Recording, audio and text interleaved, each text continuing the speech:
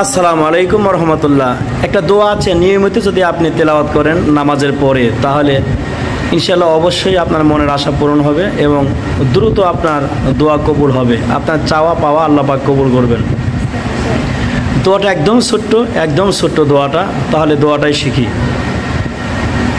আলিফ লাম মিম লা ইলাহা ইল্লা হুয়াল হাইয়ুল কাইয়্যুম, এভাবে 5 বার।